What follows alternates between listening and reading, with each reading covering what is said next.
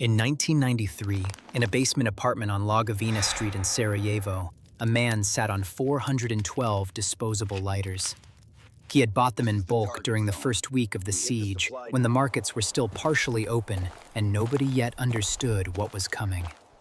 By the third month, a single disposable lighter on the Sarajevo black market traded for the equivalent of 2 days' bread ration. 412 lighters, over 2 years of bread. And yet, by the 6th month, this man had traded away fewer than 30, because he could not leave his apartment without being seen carrying merchandise that marked him as a target, because he had no system for safe distribution, and because the neighbors who might have traded with him had stopped trusting the man who hoarded while they froze. He died in the winter of '94, with over 300 lighters still in his basement. Not from violence, from pneumonia.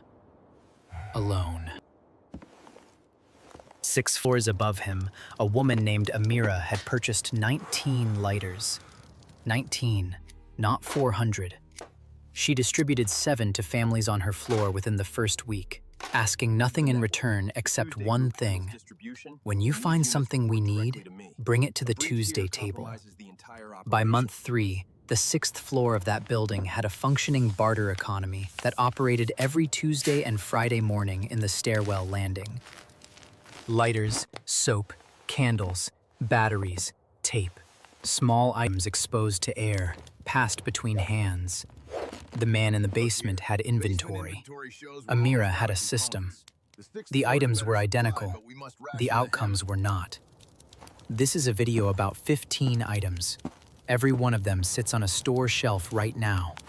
Every one costs less than $10, and every one of them will be gone, not in weeks, not in days, within hours of any event that convinces a critical mass of people that the trucks have stopped coming. We will go through all 15 prices, locations, practical applications, weight, shelf life, the complete list. But the list alone is not the point. 2 people can buy the same 15 items with the same $87 and end up in completely different positions 60 days later.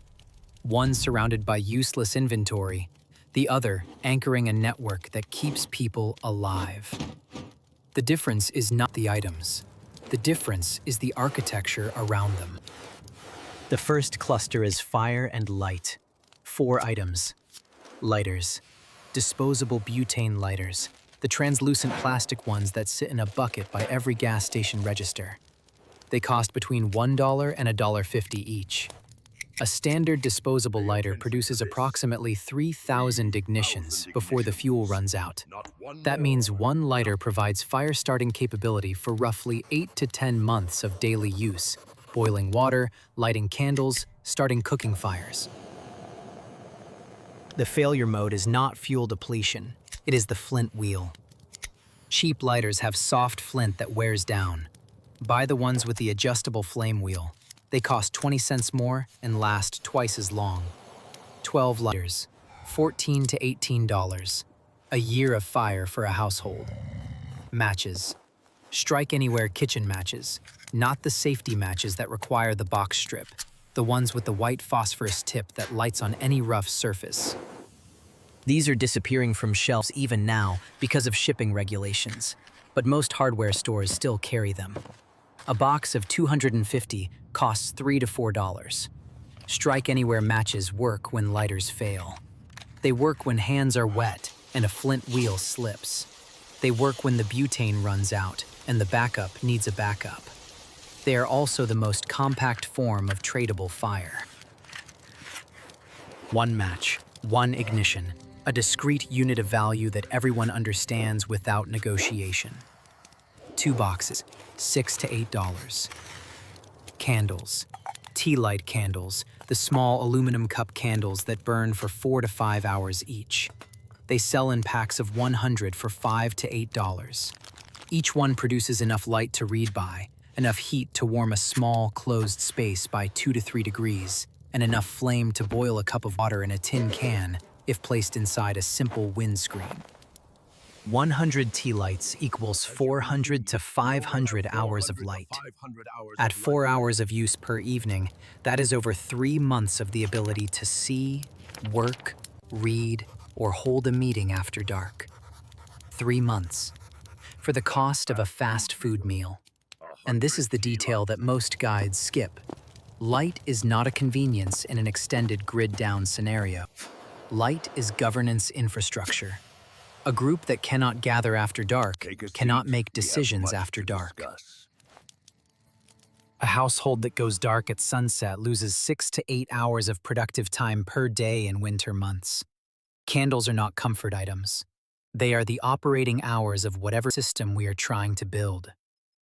Batteries. AA and AAA alkaline batteries.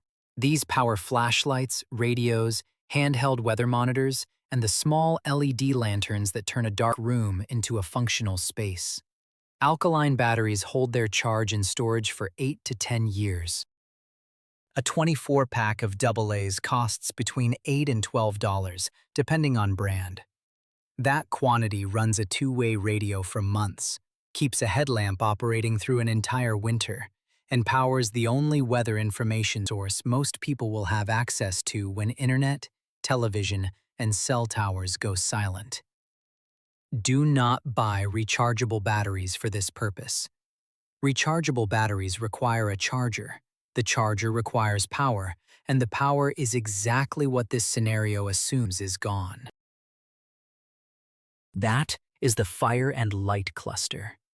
12 lighters, 2 boxes of matches, 100 candles, 24 batteries. Total cost at current retail, $33 to $42. Fits in a single grocery bag.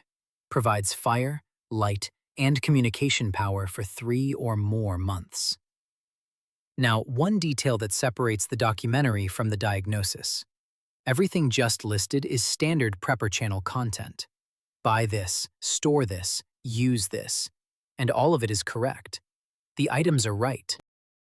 The prices are right. The applications are real. Every survival channel that covers this material gives the same list, because the list is obvious. But here is the fact that the list does not include, and that separates the basement in Sarajevo from the 6th floor.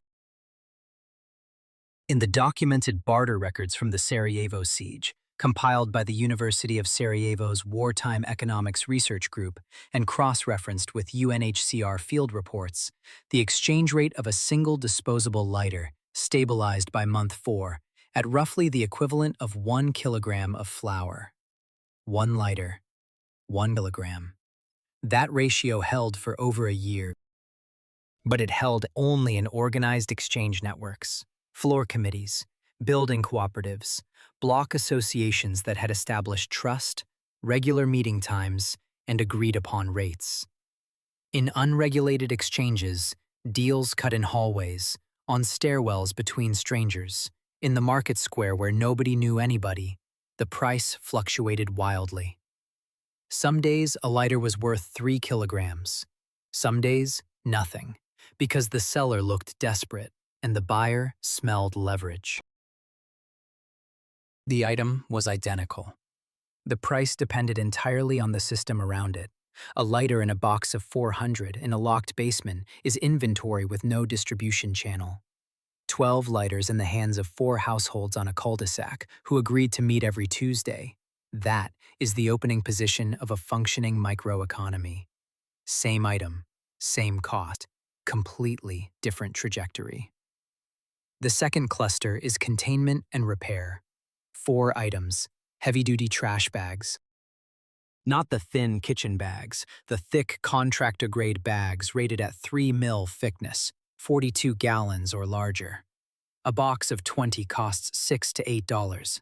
These bags are waterproof, tear-resistant, and large enough to serve as emergency rain ponchos, ground covers, window seals, and, critically, the sanitation system that most people fail to plan for entirely.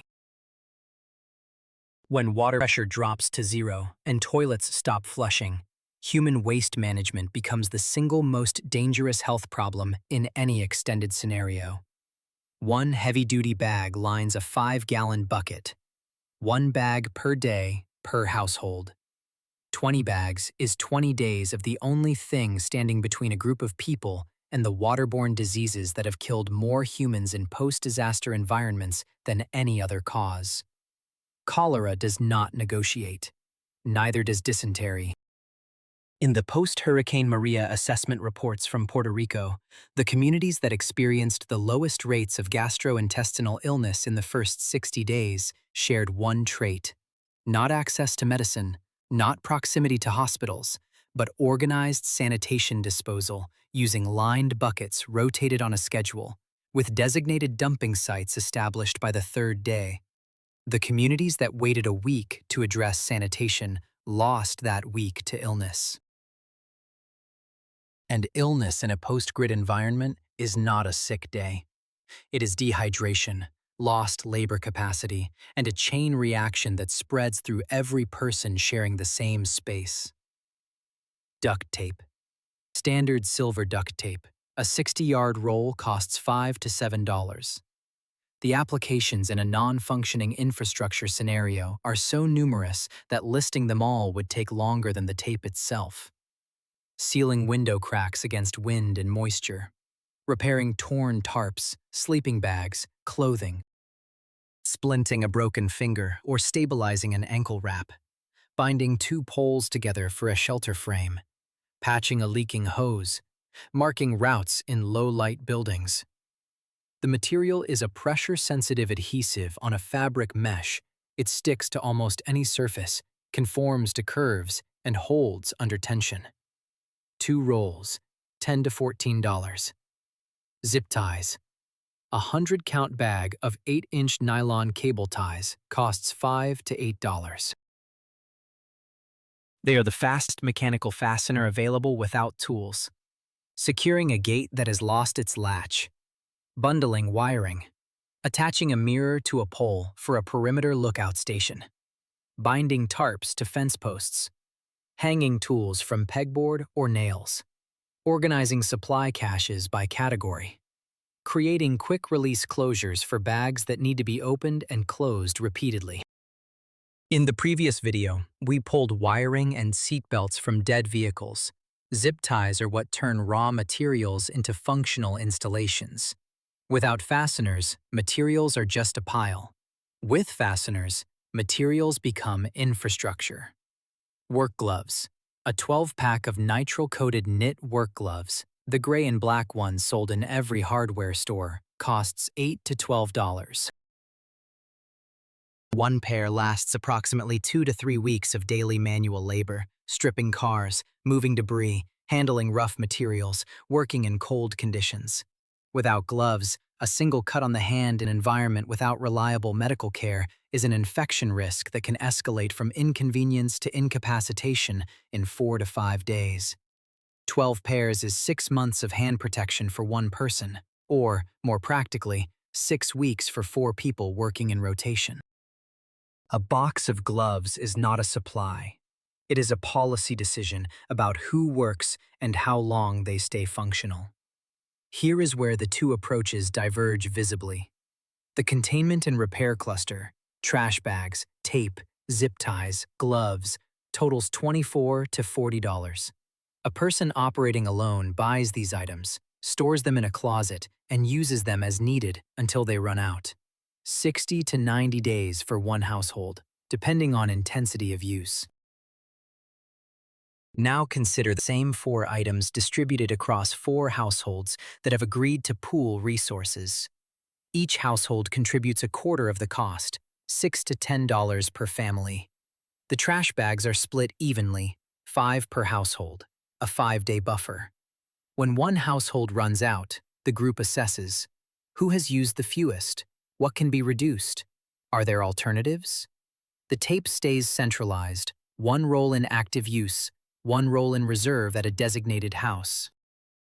Zip ties are divided by application, half for infrastructure projects that benefit everyone, half distributed for household use. Gloves are allocated by task. The people doing the heaviest labor get fresh pairs first. The cost per household drops by 75%. The coverage extends from 60 days to 4 months.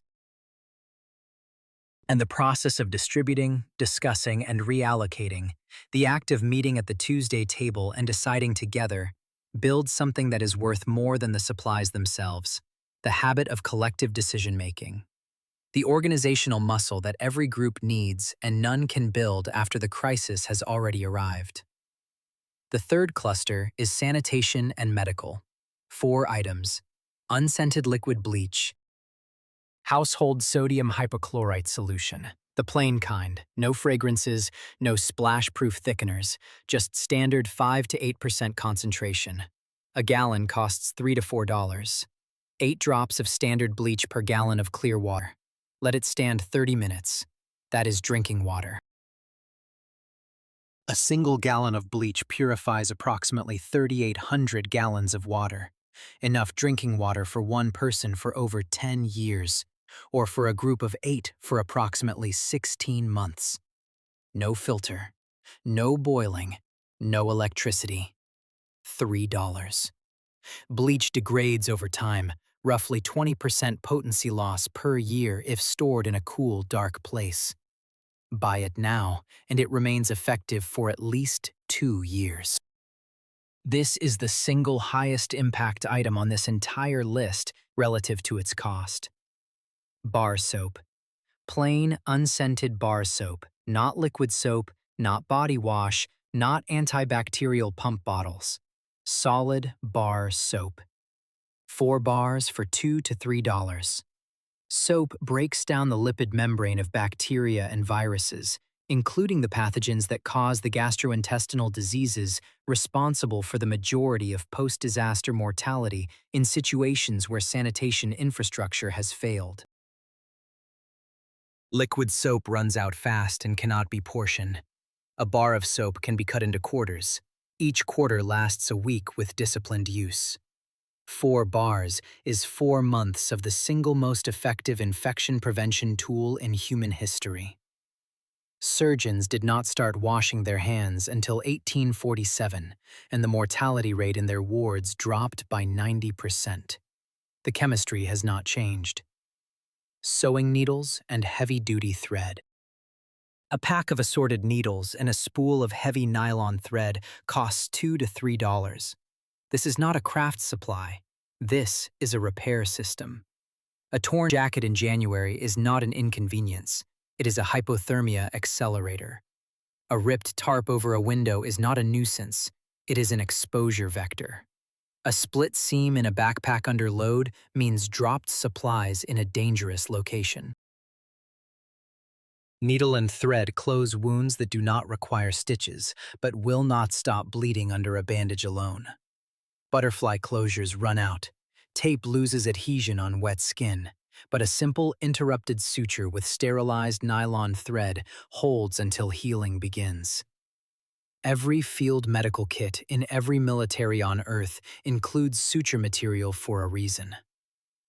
Heavy-duty aluminum foil. A 75-foot roll of heavy-duty foil costs $3 to $5. Foil is a thermal reflector. Placed behind a candle, it doubles the effective light output by bouncing photons back into the room. Wrapped around a pipe near a heat source, it directs warmth where it is needed. Shaped into a bowl, it holds water over flame. Formed into a cone, it becomes a funnel. Layered under a sleeping surface, it reflects body heat downward instead of losing it to the ground. Crumpled into a ball, it scrubs carbon residue from cooking surfaces without soap. Folded flat and stored, it weighs almost nothing and survives years without degradation. Foil is a thermal, optical, and structural utility material that costs 4 cents per foot and has no expiration date. In Beirut, in the autumn of 2020, when the Lebanese pound lost over 80% of its value in under 3 months, and the banking system froze personal accounts, a building manager named Walid, on Hamra Street, organized what his tenants later called the list run. Walid walked through the building on a Wednesday evening with a notebook and asked each of the 14 occupied apartments to contribute the equivalent of $6, at the time, roughly 45,000 lira. The next morning, before the exchange rate shifted again, he purchased in bulk from a wholesaler. bleach, soap, candles, batteries, matches, aluminum foil, trash bags, and duct tape. The total came to just under $84 at that day's rate. By Friday, the same items at retail had increased in price by 30%. By the following Wednesday, several were unavailable entirely. Walid's building had a 4-month buffer of sanitation and utility supplies purchased in a single morning for the cost of a restaurant meal per household. The building across the street, where no one organized, spent 3 times as much over the following weeks acquiring the same items, one at a time, at panic prices in diminishing quantities. Same street, same economic collapse, same shelves emptying at the same speed. The difference was one person with a notebook and the willingness to knock on 14 doors. The final cluster is the social inventory. 3 items: plastic sheeting or a basic tarp. A 10 by 12-foot polyethylene tarp costs $10 to $15. This is the most versatile large-format material on the list. Roof patch when shingles blow off. Rain collection surface, angled into a clean container. A 10 by 12 tarp captures roughly 6 gallons of water per inch of rainfall. Window replacement when glass breaks. Ground cover for outdoor sleeping. Privacy partition inside a shared space where multiple families are sheltering.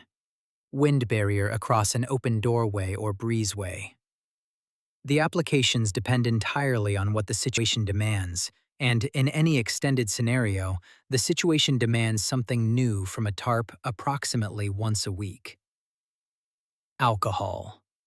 Not rubbing alcohol, drinkable spirits, a bottle of the cheapest whiskey or vodka on the shelf.